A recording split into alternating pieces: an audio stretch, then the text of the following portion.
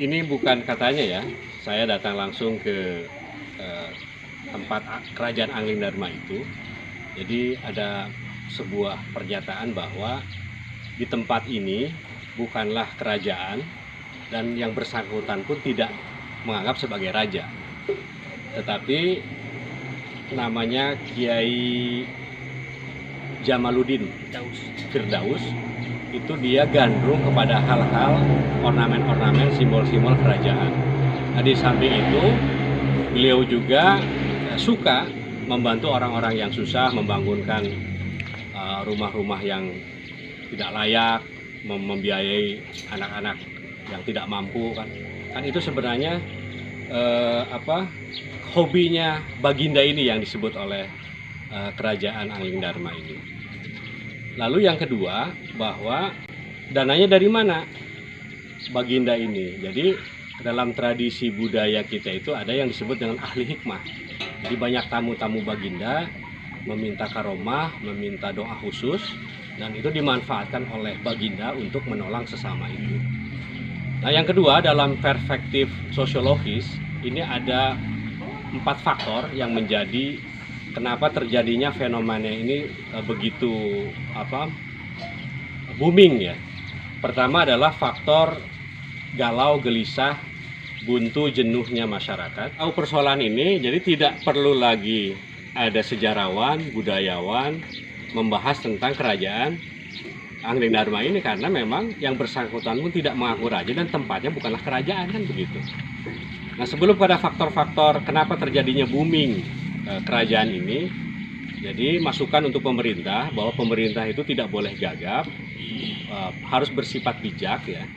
Jadi artinya bahwa pemerintah dalam hal ini harus punya peta jalan kebudayaan. Jadi pemerintah dalam hal ini tidak boleh gagap, tenang, dan terus terang benderang menjelaskan kepada masyarakat. Dan di satu sisi pemerintah memang harus punya peta jalan kebudayaan.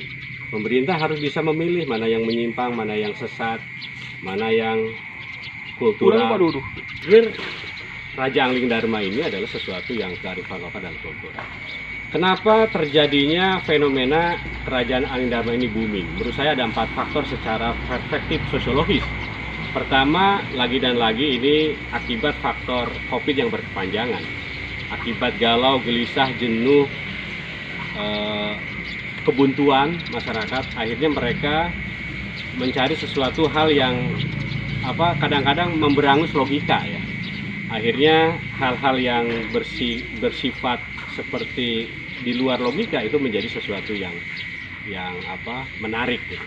Kita ketahui bahwa Pandeglang ini kan secara sosial ekonomi itu kan 10,25% ya, penduduknya di bawah garis kemiskinan.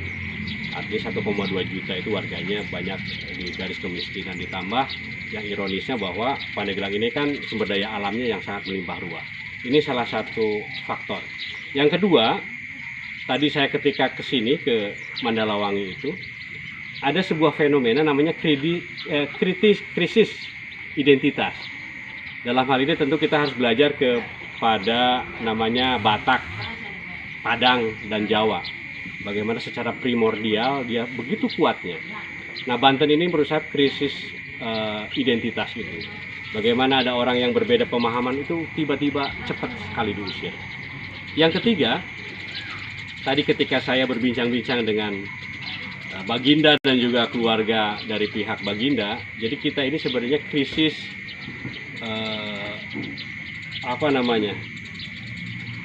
individualistis. Jadi sabilulungan, gotong royong, akur sadulur ngahiji ngawangun itu hilang. Bahkan ada yang menarik ketika kita nanya tentang Angling Dharma di Mandalawangi sendiri itu tidak tahu apa itu Angling Dharma. Itu membuktikan bahwa terjadinya individualistis. Jadi komodifikasi percakapan masyarakat telah tergantikan oleh ekonomi. Nah, yang terakhir saya pikir lagi dan lagi ini persoalan pengetahuan masyarakat, literasi sejarah, misalkan tentang SDM dan sebagainya. Terakhir sebagai saran bahwa yang pertama, pemerintah dalam hal ini harus meluruskan dengan sejelas-jelasnya tentang Raja Angling Dharma ini, dan ini bukan kerajaan dan raja yang bersangkutan bukan raja kan. Terus yang kedua tentu Polri, Polda, Polres harus mengayomi ya masyarakat, meneduhkan tidak terjadinya konflik, dan terakhir tentunya media, masyarakat itu harus menjadi garda terdepan, termasuk ormas, bagaimana persoalan-persoalan ini harus dilakukan secara bijak. Kalau itu dilakukan, itu berpengaruh terhadap pemikiran warga yang rasional. Tentu kalau sudah rasional, sudah cerdas, sudah pintar, itu tidak mudah dibohongi dan ditipu oleh yang lainnya. Terima kasih. Assalamualaikum warahmatullahi wabarakatuh. Gimana informasi di warga Pandeglang sendiri gitu, dan bagaimana responnya? Faktanya seperti apa?